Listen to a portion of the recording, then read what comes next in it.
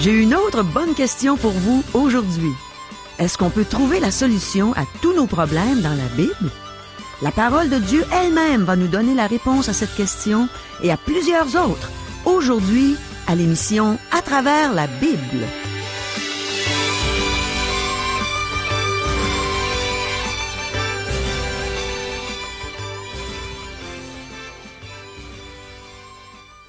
Bonjour, ici Caro. Écoutez bien les questions qui vont suivre. Je suis à peu près certaine qu'elles sont aussi les vôtres. Est-ce que c'est important d'être exposé aux Saintes Écritures, à la Bible? On dit que l'être humain doit se placer devant la pensée de Dieu. Mais qu'est-ce que ça signifie, la pensée de Dieu? Est-ce que Dieu connaît la nature humaine? Est-ce qu'il sait comment on fonctionne? Est-ce qu'il connaît le problème de l'homme? Est-ce qu'il connaît la solution à son problème? Quelle est la meilleure façon de comprendre la Bible? Et est-ce que c'est Dieu qui veut qu'on la mette en pratique? Demeure avec nous. La Bible va répondre à toutes ces questions. Le pasteur Régent Joly a ouvert ce merveilleux livre afin de pouvoir nous communiquer des réponses claires. Demandons à Dieu qu'il nous aide à bien comprendre cet enseignement. Prions. Mon Dieu, ouvre notre cœur. Aide-nous, Seigneur.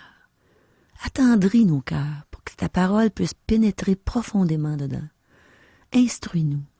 Fais-toi connaître à nous. Amen. À toi, Régent. Merci beaucoup, Caro. Chers amis, nous en sommes au conseil pour profiter pleinement de ce que les textes sacrés ont à nous communiquer de la part de Dieu. Je disais à ce sujet de prendre le temps de lire les Écritures. Nous avons un exemple dans la Bible. Dans le livre de Néhémie, il nous est rapporté un événement intéressant qui concerne la lecture commentée de la loi. Retrouvons ensemble ce texte dans Néhémie, chapitre 1er, les versets 1 à 3. Alors, tout le peuple s'assembla comme un seul homme sur la place qui est devant la porte des eaux. Ils dirent à Esdras, le scribe, d'apporter le livre de la loi de Moïse, prescrite par l'Éternel à Israël. Et le sacrificateur Esdras apporta la loi devant l'assemblée, composée d'hommes et de femmes et de tous ceux qui étaient capables de l'entendre. C'était le 1er jour du 7e mois. Esdras lut dans le livre depuis le matin jusqu'au milieu du jour, sur la place qui est devant la porte des eaux, en présence des hommes et des femmes et de ceux qui étaient capables de l'entendre. Tout le peuple fut attentif à la lecture du livre de la loi. Et je rajoute un autre texte. Versets 8 et 9, toujours du même chapitre de Néhémie, 8e chapitre. Les versets 8 et 9, nous lisons. Ils lisaient distinctement dans le livre de la loi de Dieu, et ils en donnaient le sens pour faire comprendre ce qu'ils avaient lu. Néhémie, le gouverneur, Esdras, le sacrificateur, et le scribe, et les Lévites qui enseignaient le peuple dirent à tout le peuple, « Ce jour est consacré à l'Éternel votre Dieu. Ne soyez pas dans la désolation et dans les larmes, car tout le peuple pleurait en entendant les paroles de la loi. » Il faut savoir que ces Juifs avaient été en captivité à Babylone pendant 70 ans, et beaucoup d'entre eux n'avaient jamais entendu la parole de Dieu. Peut-être est-ce que le cas de chacun d'entre nous, du moins de certains d'entre nous, peut-être même de beaucoup d'entre nous. À quand la dernière fois avons-nous entendu la parole de Dieu? Vous savez, tout comme dans le temps, elle ne circulait pas, et il y avait très peu de copies disponibles. Pour la majorité d'entre eux, c'était une découverte. Et le peuple québécois est en train de découvrir la parole de Dieu. Non seulement les scribes lisaient, mais ils expliquaient le sens des paroles et sans doute répondaient aux questions s'il y en avait. Peut-être que vous avez quelques-unes de ces questions, vous aussi, en mémoire présentement. Pourquoi pas les mettre sur papier et nous les envoyer, nous les écrire? Ça nous ferait plaisir de pouvoir répondre à vos questions. Il doit en surgir énormément à votre esprit présentement, depuis que vous avez commencé à écouter ces émissions à travers la Bible. Vous découvrez le message de Dieu. Je suis intéressé par le fait que la lecture était suivie de commentaires par des hommes en qui, de toute évidence, le peuple avait confiance. C'est ce que je vais m'efforcer de faire tout au long de ces émissions, chers amis. Expliquer le texte au mieux de mes possibilités et gagner votre confiance autant que possible. Et bien sûr, vous encourager à poser les questions, soit en nous les faisant parvenir par courrier ou via courriel. Puis-je vous conseiller de lire les textes sacrés d'une façon particulière et régulière? Et ensemble, au fur et à mesure, nous allons avancer à la suite de ces émissions, je vais vous rappeler une nouvelle fois combien il est grand de comprendre et de saisir toute la portée de la pensée de Dieu. Mettre en lumière cette sublime originalité de ces textes sacrés, des lettres inspirées du Nouveau Testament, pour puiser dans leur inépuisable profondeur, dans leur admirable simplicité, dans leur clarté, leur universalité, le fait qu'elles sont pertinentes pour tous et chacun. Peu importe l'époque, la langue, la culture, elles sont toujours présentes. C'est pourquoi, chers amis, vous qui m'écoutez, bénéficiez grandement de la découverte des Saintes Écritures, ces Écritures inspirées du Dieu créateur. Un autre conseil que je vous donne, c'est de méditer les passages bibliques qui semblent vous attirer ou vous parler plus particulièrement. Ne lisez pas au hasard, prenez un livre et lisez-le verset par verset, chapitre par chapitre.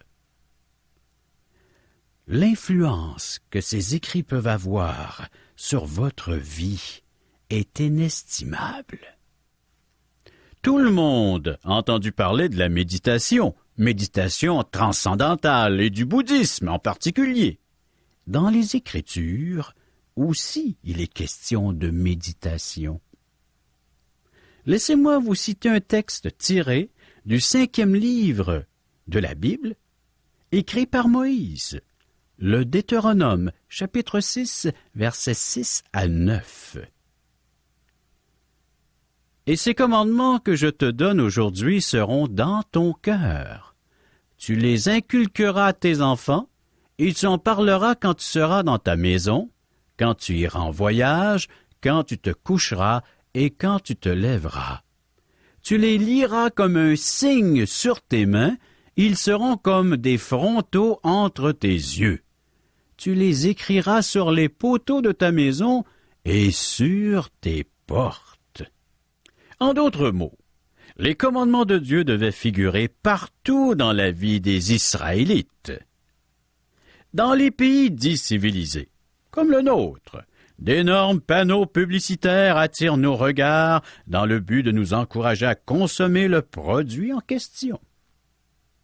On les trouve partout sur nos routes et sous forme de belles images glacées dans les magazines ou dans nos boîtes à lettres. Cette publicité est constamment devant nos yeux ou dans nos oreilles et a une forte influence sur notre comportement de consommateur, car ça marche plutôt bien. On est même prêt à payer des millions de dollars pour annoncer notre produit au Super Bowl ou bien dans nos séries éliminatoires de hockey. Pourquoi? Parce qu'on sait que la publicité influence le comportement du consommateur. Nous sommes ainsi incités à acquérir de la marchandise dont nous pourrions le plus souvent fort bien nous en passer. Dieu, bien évidemment, connaît très bien la nature humaine. Il sait comment nous fonctionnons et c'est pourquoi il a voulu que le peuple d'Israël ait constamment sa parole devant les yeux et à l'esprit afin d'y penser, d'y réfléchir et de la méditer, afin de la mettre en pratique. Voilà ce que nous avons besoin, d'être exposés aux saintes Écritures, afin de pouvoir changer notre comportement, d'en être influencés. Ces commandements devaient être inscrits sur le montant de porte, sur leur portail d'entrée et même sur leurs habits. Et les Israélites devaient en parler entre eux dans leurs déplacements, quand ils s'asseyaient à table et jusque dans leur lieu de repos. Dieu leur demandait de méditer sa parole à tout moment. Et pour que nous comprenions bien de quoi il s'agit, le Créateur nous a donné les ruminants. Vous avez déjà vu une vache brouter de l'herbe dans les champs? Eh bien, nous sommes appelés à ruminer la parole de Dieu afin qu'elle produise le produit désiré par Dieu dans notre cœur, dans notre vie. En effet, c'est ce que la vache fait lorsqu'elle rumine. Elle mâche inlassablement la même herbe. Elle va s'étendre sous un arbre ou se réfugier dans un abri, et elle rumine, toujours elle rumine. Eh bien, c'est cela, la méditation, chers amis. Sommes-nous prêts à ruminer la parole de Dieu à notre esprit et dans notre cœur? Ça consiste à tourner, à retourner dans tous les sens les mêmes choses dans notre esprit. On pense à un passage, on y réfléchit, si possible on en parle, et on le met en pratique dans sa vie de tous les jours. Là, je le conçois. On est loin de ses occupations, hein? On veut vivre tout à fait autre chose que la parole de Dieu. À tous les jours, nous sommes assaillis par toutes sortes de télévisions, de boîtes de nuit, des choses qui peuvent nous amuser, nous empêcher même de penser. L'homme ne veut plus penser. L'homme ne veut plus s'arrêter pour penser à qui il est et quel est le but de son existence. Dieu nous dit dans sa parole, « Chers amis, arrêtez-vous, prenez le temps d'abord de réfléchir sur cette vie afin d'en profiter pleinement, de vivre pleinement votre vie. » Réfléchissons, pensons sur les choses qui sont vertueuses et qui appartiennent au sacré. Ceux qui se contentent de vivre de frissons auront du mal à comprendre l'intérêt de la méditation des textes sacrés. L'homme n'est pas fait que de sentiments et d'émotions. Il a besoin également de réfléchir, de raisonner. Dans le livre des Actes des Apôtres, écrit par l'apôtre Luc, il y a l'histoire d'un dignitaire éthiopien qui, cheminant sur son chariot, lisait sans le comprendre un texte de l'Ancien Testament, écrit par le prophète Ésaïe. C'est alors que surgit un évangéliste du nom de Philippe, un des responsables de l'Église originelle. Celui-ci lui explique alors le passage en question qui porte sur la signification de la mort du Messie, sur la venue et le pourquoi de la venue du Messie. Suite à quoi ce dignitaire demanda à se faire baptiser comme témoignage de son acceptation du message de délivrance que lui avait donné Philippe en rapport avec les Saintes Écritures. Ensuite, il est écrit que le dignitaire éthiopien poursuivit sa route, le cœur rempli de joie. Et pourquoi était-il tout joyeux? Parce qu'il continuait à penser à ce qui lui était arrivé, à réfléchir et à méditer sur ce que représentait pour lui la mort du Christ sur la croix, c'est-à-dire le pardon de tous ses péchés, de toutes ses offenses faites à l'égard de Dieu. Ce ne sont pas les choses éphémères qui satisfont notre cœur, mais celles dont la portée est éternelle, car chacun d'entre nous a une âme immortelle qui a soif d'infini. Et si vous voulez relire ce texte que je viens de mentionner en rapport avec les Saintes Écritures, les personnages, ce dignitaire éthiopien et Philippe, Vous pouvez le trouver dans le livre des Actes, chapitre 8, les versets 26 à 40. Un autre conseil auquel j'ai déjà fait allusion consiste à obéir à ce que nous avons compris de la parole de Dieu. Nous lisons, nous réfléchissons, nous méditons, mais aussi nous obéissons aux Saintes Écritures. Abraham. Nous verrons ce personnage dans le futur, lorsque nous aborderons le livre de la Genèse, le premier livre de la Bible. Dieu s'est adressé à lui, dans Genèse chapitre 12, verset 1er. Dieu demande à Abraham de quitter son pays pour se rendre vers la terre promise. Eh bien, lorsqu'il reçut cet appel de quitter sa ville d'Ur, une grande ville florissante, il obéit et Dieu lui apparut. Il obéit et il put vivre une expérience mémorable, inoubliable, avec son Dieu créateur qui venait de se révéler à lui dans son intimité. Lorsqu'Abraham arriva au pays promis où Dieu lui avait dit d'aller, il y dit que l'Éternel se manifesta à lui à nouveau. Cependant, lorsqu'il se rendit de lui-même en Égypte pour fuir une famine sans que Dieu ne lui ordonne, il ne reçut aucune révélation. Dieu se révèle lorsque l'être humain est prêt à obéir, à faire et à exécuter la volonté de Dieu. En revanche, Abraham, dès qu'il fut de retour dans le pays promis, qu'apparemment il n'aurait jamais dû quitter, Dieu se révèle à nouveau à lui. Lorsque nous sommes dans le plan de Dieu pour notre vie, nous pouvons être en communion avec Dieu et être en relation avec lui par les Saintes Écritures. Dieu peut nous guider, diriger nos pas dans notre vie de tous les jours. Ainsi, Dieu se manifestait à Abraham lorsque celui-ci obéissait aux directives qu'il avait reçues et comprises. Il en est de même pour nous, chers amis. Dieu nous révèle de nouvelles vérités lorsque nous obéissons à celles que nous avons déjà apprises.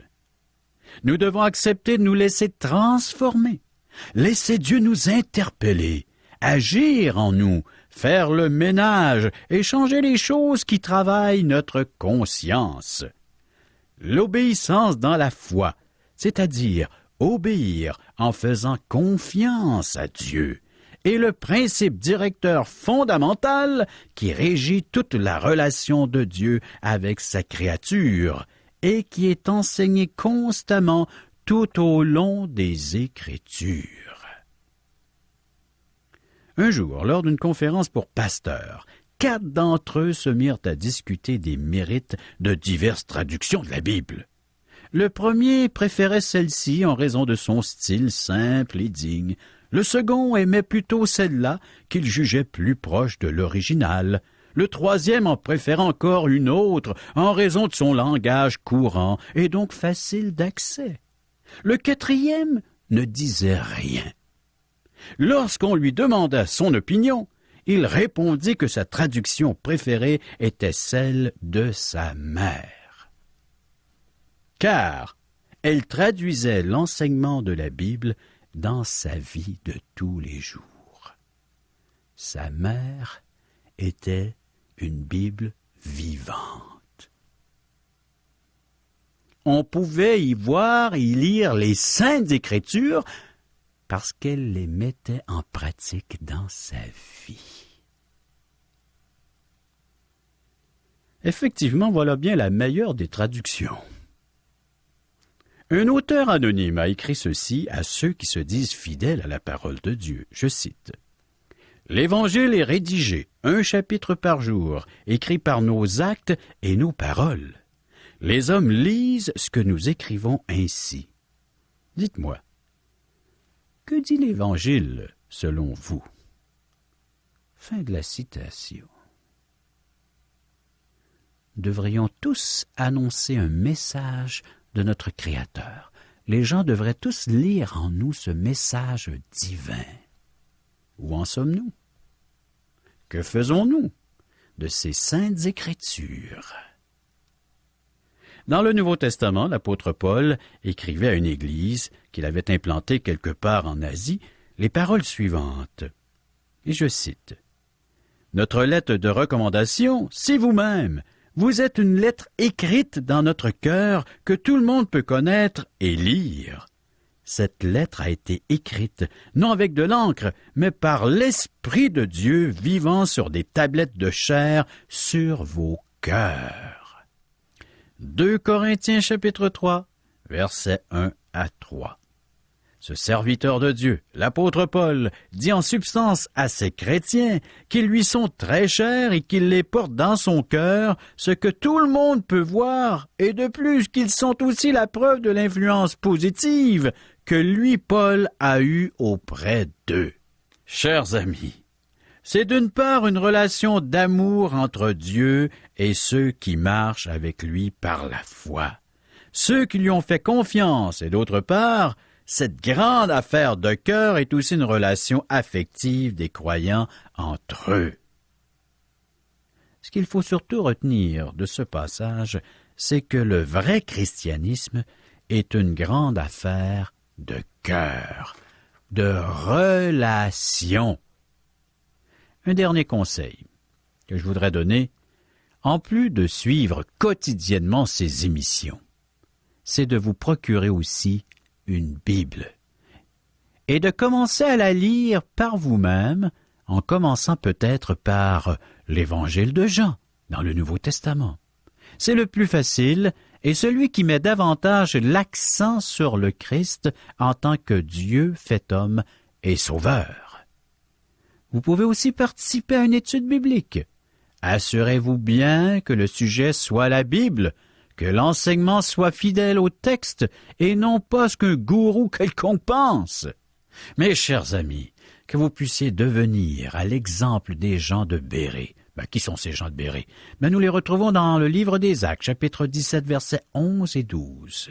Alors que Paul et Silas, 2 serviteurs de Dieu, entrèrent dans leur synagogue, ces Juifs avaient des sentiments plus nobles que ceux de Thessalonique. Ils reçurent la parole avec beaucoup d'empressement. Et ils examinaient chaque jour les Écritures pour voir si ce qu'on leur disait était exact.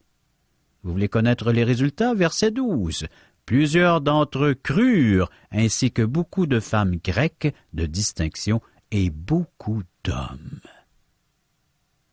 Examinons les Saintes Écritures, et lorsqu'on nous apporte des enseignements, allons vérifier dans les Saintes Écritures ce que Dieu a à nous dire. Chaque jour, à chaque instant que nous serons exposés à ces Saintes Écritures, vous allez bénéficier de la présence et d'une rencontre personnelle avec Dieu. Dans la prochaine émission, nous allons poursuivre et examiner davantage ce que c'est qu'une étude biblique. L'émission va être un peu plus technique, mais soyez présents, car moi j'y serai, afin de pouvoir regarder ensemble comment expliquer les Saintes Écritures. Eh bien, merci, Régent. C'est maintenant clair que la solution à tous nos problèmes est écrite dans la Bible. Et surtout la solution à notre problème majeur, notre séparation d'avec Dieu. Jusqu'à l'âge de 30 ans, je sentais un vide au-dedans de moi. Je cherchais l'amour, je cherchais la justice, mais j'arrivais pas à les trouver. J'étais déçue en amour, et pourtant ceux que j'aimais ne me maltraitaient pas. Ils m'aimaient aussi bien qu'ils en étaient capables. Mais un jour, j'ai rencontré une personne qui m'a parlé de Dieu, de son amour manifesté en Jésus-Christ. J'ai appris qu'il avait tant aimé le monde qu'il avait donné son Fils unique, afin qu'en croyant en lui, on pouvait ne pas périr, mais avoir la vie éternelle. Alors j'ai trouvé la solution à mon problème. Mon problème étant d'être séparé de Dieu. Et quand j'ai accepté Jésus pour mon Sauveur, pour mon Seigneur, il est entré dans mon cœur, et là j'ai repris contact avec lui. Là, j'étais vraiment une enfant de Dieu créé pour sa gloire. Et la joie est entrée. Je comprenais tout. J'avais plus ce problème majeur d'être séparé de lui. Puis je me suis mise à lire la Bible. J'ai découvert de plus en plus à quel point Dieu m'aimait. J'étais plus séparée de lui. Comme c'est extraordinaire. Jésus était la solution à mon problème majeur. Puis l'ayant reçu comme mon Sauveur et Seigneur, j'étais vraiment tout près de lui. Je pouvais goûter sa présence. Je pouvais lire à n'importe quelle heure de la journée dans la Bible et comprendre ce qu'il voulait dire à mon cœur. J'étais unie à lui, unie à Dieu. Imagine comment c'est d'être unie à notre Créateur, celui qui veut notre bien, celui qui veut nous amener avec lui dans son éternité.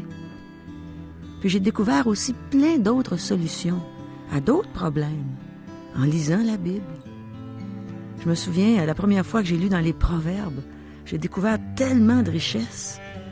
Par exemple, dans le Proverbe 28:13, c'est écrit « Celui qui cache ses transgressions ne prospère point, mais celui qui les avoue et les délaisse obtient miséricorde. » Je trouvais ça merveilleux de dire « Ben oui, c'est ça que j'ai fait. J'ai avoué mes transgressions, je me suis reconnue pécheresse, je me suis repentie, j'ai avoué, j'ai délaissé, et puis j'ai obtenu miséricorde parce que j'avais la foi en Jésus-Christ. » Puis un peu plus loin, au verset 27 du même chapitre, c'est écrit « Celui qui donne aux pauvres n'éprouve pas la disette. » Puis ça, je l'ai vécu. Je me souviens, toute jeune sauvée, j'avais été dans une famille de gens qui étaient vraiment dépourvus de biens et de biens matériels surtout. Ils avaient à peine de quoi manger. J'avais eu à cœur d'aller leur faire une commande d'épicerie. Puis là, j'arrive là avec les bras pleins, toute excitée, toute contente. Comme tout enfant de Dieu aime faire d'ailleurs. Dieu met sa générosité dans nos cœurs. Et puis, j'étais contente de faire ça. Puis après ça, j'ai oublié que j'avais fait ça. Et pas longtemps après, peut-être 1 an ou 2 ans plus tard, j'ai éprouvé un temps de disette, moi aussi. Et puis, il m'est arrivé la même chose. Il y a des gens qui sont arrivés chez moi avec les bras pleins. Et puis là, je me suis souvenu du proverbe 28-27 qui dit « Celui qui donne aux pauvres n'éprouve pas la disette. » J'aurais pu éprouver une vraie disette, mais Dieu a pourvu à mes besoins, tantôt dans des temps où j'étais un peu plus fortunée et d'autres moments où j'étais moins fortunée, que quelqu'un venait à mon secours, sans même que je le dise aux autres. Alors Dieu aime pourvoir à nos besoins aussi. Et il pourvoit à tous nos besoins spirituels, matériels. Alors, c'est bon d'être un enfant de Dieu et de savoir qu'on a l'amour d'un Père qui prend soin de nous à chaque jour et à chaque instant. Vous avez des commentaires? Des questions? Vous aimeriez savoir ce que la Bible a à dire sur tel ou tel sujet? Écrivez-nous. Vous pouvez recevoir par le fait même des cours bibliques que nous offrons tout à fait gratuitement, ainsi que des invitations à assister à l'un de nos merveilleux déjeuners de l'espoir offerts à la grandeur du Québec, où vous pourrez entendre des témoignages de vie transformées par le message de la Bible. Pour en connaître les dates et les endroits où auront lieu ces déjeuners, pour nous rejoindre, un des membres de l'équipe d'Aujourd'hui l'Espoir est disponible à recevoir vos commentaires. Vous composez le numéro de téléphone suivant, 1-877-l'Espoir, 1-877-l'Espoir, ou via notre site Internet www.espoir.ca, ou bien vous nous écrivez à Aujourd'hui l'Espoir, 6640 3e Avenue Ouest, Charlebourg, Québec, le code G1H 6H4. Ici Régent Joly qui vous dit à demain.